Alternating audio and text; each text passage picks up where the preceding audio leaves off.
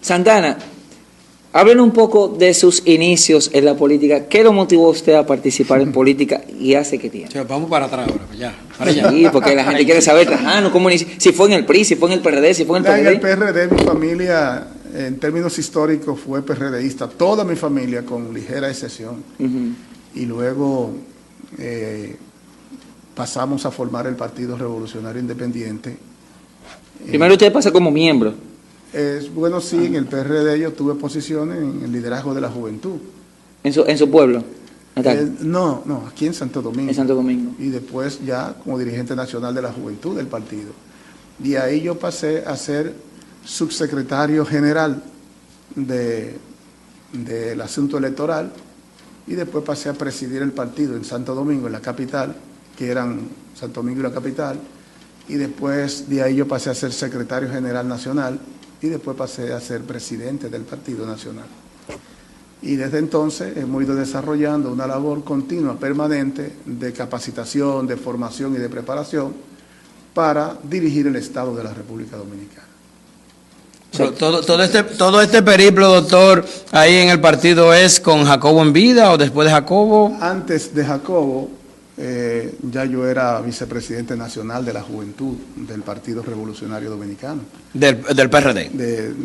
Con el liderazgo de Winton Arnaud, el presidente de la juventud. El papá de Wellington. Es el papá de Wellington. De Wellington Arnaud, sí. Entonces, agradecemos mucho a Winton porque él fue, junto a Peña Gómez, los dirigentes que directamente trabajaron en la formación de nosotros. Pero durante ese tiempo nosotros éramos del grupo de la juventud que lideraba Jacobo Magluta, que primero fue Winton Arnaud, después fue Rafael Ulises Castillo y después pasó a ser Luis de Cans. O sea, yo tengo una historia en el PRD de toda la base de formación de nosotros. Ya luego formamos el PRI en el 2000, en el año 90, después de la división del PRD. Sí, cuando aquella vez que nació el PRI, él nació el BIS. Ajá, el BIS. Entonces ahí nacimos incluso en la misma resolución de la Junta, que nace el PRI, nace el BIS, como parte de un acuerdo interno. Pero eran mellizos ellos. Sí, verdad. En el marco de un acuerdo interno entre Peña y Magluta para congelar el PRD, y quien sacara más votos en las elecciones que se iban a producir en ese año, en mayo de ese año, entonces se quedaba con el liderazgo del partido. Eso no concluyó porque Balaguer, que tenía mucho temor a Magluta por su carisma y sus condiciones, no le temía a Peña Gómez desde el punto de vista electoral, sí a Magluta, entonces produjo una alianza con Peña Gómez, traicionaron a Magluta, y entonces Magluta quedó fuera del partido, no porque Magluta nunca se fue del PRD, Magluta lo sacaron en ese pacto de traición y luego eso produjo en el PRD 14 años de oposición y vino a regresar cuando Hipólito Mejía en el 2000 es candidato y presidente de la República. El origen de la debacle del PRD, que aún persiste, está en esa situación que se dio en la traición al presidente Magluta, que ganó las elecciones en el año 86 y desenlazó en una crisis que en el 90 se dividen y luego vienen 14 años después, en el 2000, con Hipólito a ganar las elecciones. Ahí se incubó ese problema.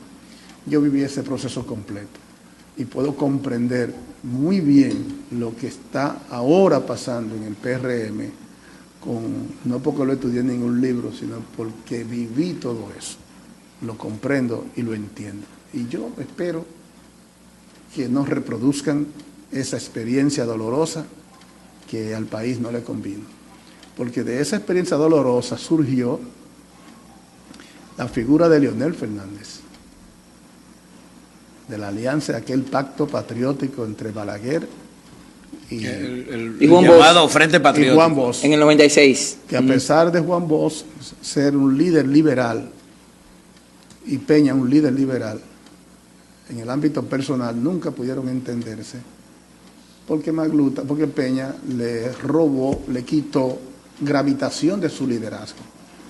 Como tal, entonces se produjeron unas rencillas que dio origen a esa separación en la que prefirieron buscar a un conservador del área conservadora ortodoxa, que era Balaguer, para evitar que el presidente Peña Gómez ganara las elecciones.